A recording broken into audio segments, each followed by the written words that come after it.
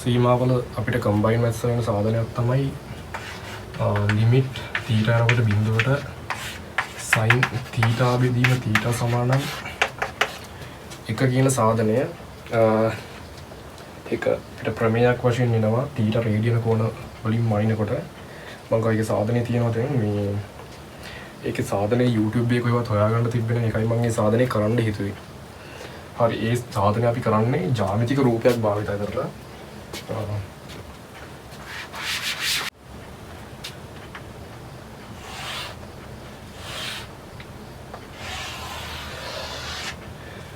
මෙන්න මේ වගේ ජ්‍යාමිතික රූපයක් භාවිතයෙන් තමයි අපි ලිමිට් තීටා යනකොට බිඳුව sin තීටා බෙදීම තීටා සමාන 1 කියන සාධනය කරන්නේ.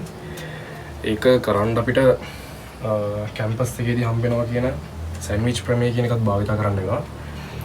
හරි මම දැන් සාධනය කරනවා මේ සාධනය සම්පූර්ණයෙන් 100%ක්ම හරි මේ සාධනය මගේ නෙවෙයි මේක මගේ සර්ගේ කම්බයින් මැත්ස් කරන සර්ගේ අපේ මේ සාධනය කොහෙවත් තිබුණ නැති නෑ මම මේක කරන්නේ. හරි මෙහෙමයි සීන් එක. මේක OA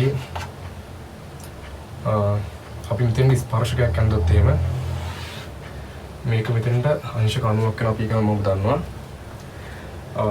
මෙතන අපි C කියලා නම් කරගත්තොත් මෙතන මේ ස්පර්ශකේ මේ ලක්ෂයේ ඉඳලා මෙතෙන්ට අපි රේඛාවක් ඇඳුවොත් මේ හැම වෙලතනට අපි B කියලා කිව්වොත් එහෙම අපිට පොඩි දෙයක් කියන්න පුළුවන්. මේ OAB කියන මේ ත්‍රිකෝණයේ ශ්‍රේෂ්ඨඵලය ගත්තොත් එහෙම ඒ ශ්‍රේෂ්ඨඵලය මේ OAB කියන කේන්ද්‍රික ඛණ්ඩයේ ශ්‍රේෂ්ඨඵලයට වඩා අඩුයි කියලා කියන්න පුළුවන්. එතකොට ඒක මේ OAC කියන මේ මුළු ත්‍රිකෝණ කෑල්ලම ගත්තොත් එහෙම ඒකේ ශ්‍රේෂ්ඨඵලය මේ මුළු ශ්‍රේෂ්ඨඵලයටම වඩා වැඩි කියලා අපිට කියන්න පුළුවන්.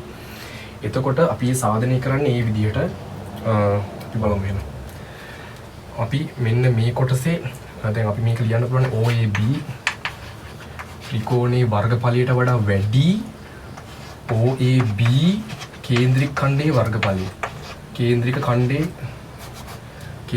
වර්ගඵලය වැඩි ශ්‍රේෂ්ඨඵලය ඊට වඩා වැඩි OAC කියන කොටසේ ශ්‍රේෂ්ඨඵලය.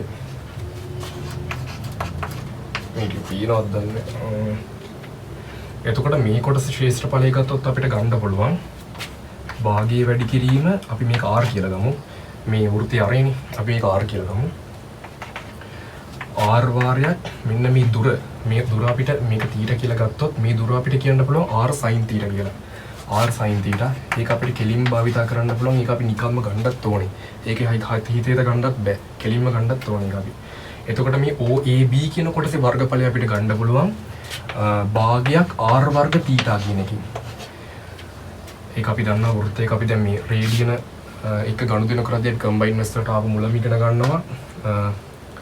අපි අර O level වල සාම්ප්‍රදායික ක්‍රමෙන් වර්ගඵල හොයන්න නැතුව අපි වෙන සූත්‍ර වලට යනවා.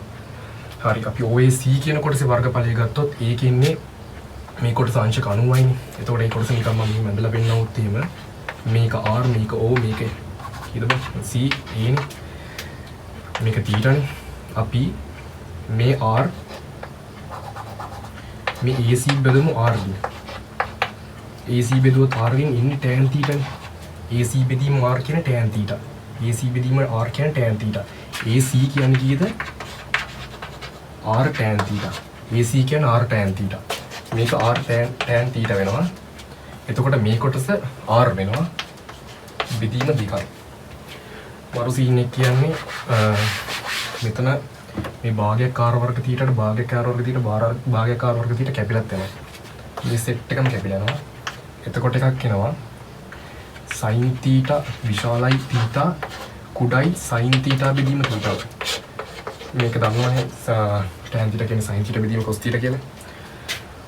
එතකොට අපි මේ මුළු ප්‍රකාශනය ඊළඟට කරන්නේ sin තීටාකින් බෙදලා දානවා. එහෙම පුළුවන්ද? පුළුවන් නේ.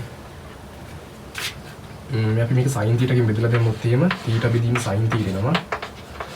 විශාලයි 1ට cos තීටා කියනවා. 1ට cos තීටා කියනවා. අපි ඊට පස්සේ දැන් අපේ ප්‍රමේය අපි සාධනය කරන්න යන්නේ. අපි ප්‍රමේය සාධනය කරන්න යන්නේ ලිමිට් තීටා යනකොට බිඳුවට sin තීටා බෙදීම තීටා සමාන 1යි කියලා. එතකොට මේක ඉතින් මේ විදිහට තියන හරියන්නේ නැහැ. අපි මේක උඩයට මාරු කරන්න ඕනේ.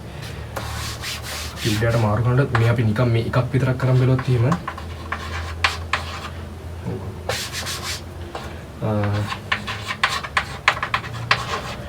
මේක උඩට මාරු කරද්දී මේක මෙහෙට යනවා මේක මෙහෙට වැඩි වෙලා මේක මෙහෙට වැඩි වෙලා sin θ බෙදීම θ කුඩයි 1 වෙනවා. ඒ කියන්නේ මේක උඩට මාරුවේදී සම්පූර්ණයෙන් මේ අසමානතා ලකුණු දෙපැත්තට මාරු වෙලා යන එක තමයි අපිට මේ මෙහෙන් කියන්න පුළුවන්. අපි එහෙම කෙලින්ම දාමු.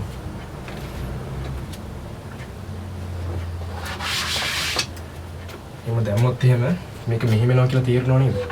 උඩට මාරු කරන එක මම මේ කරන්නේ.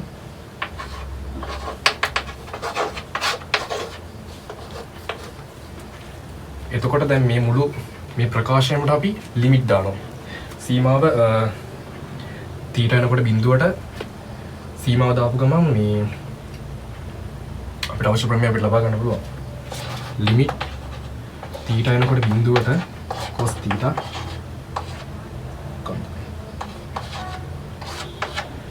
ලිමිට් තීටා යනකොට බිඳුවට sin තීටා බෙදීම තීටා ලිමිට් තීටා යනකොට බිඳුවට 1 මම මේ කොටස මකන්නම්. ලිමිට් තීටා බිඳනකොට බිඳුවට cos තීටා කියන්නේ තීටාට බිඳුව ආදේශ කරන්න ඕනේ. තීටාට බිඳුවට cos බිඳුව කියන්නේ cos බිඳුව කියන්නේ 1යි. 1ට වඩා වැඩි ලිමිට් තීටා යනකොට බිඳුවට sin තීටා බෙදීම තීටා කුඩයි 1. අපිට මේක ගත්ත ගමන් අපිට කියන්න පුළුවන් මේ කැම්පස් එකේ හම්බෙන ප්‍රමේයයක් කියලා කියනවා. සෑන්ඩ්විච් ප්‍රමේය කියලා තමයි කිව්වේ. මේක අපිට කෙලින්ම කියන්න පුළුවන් මේ වගේ අවස්ථාවක් ආපු ගමන් සෑන්ඩ්විච් ප්‍රමේයට අනුව සෑන්ඩ්විච් ඔය ප්‍රමේයට අනුව ලිමිට් තීටා යනකොට බිඳුවට sin තීටා බෙදීම තීටා සමානයි 1යි කියලා. එතකොට මේ සාධනේ තාම කම්බයින් මැස්වල තාම මෙතෙක් කැවිලා නැහැ. ඒකට එන්න පුළුවන් ඉස්සරහට. එහෙනම් මොකද තමයි සීන් එක.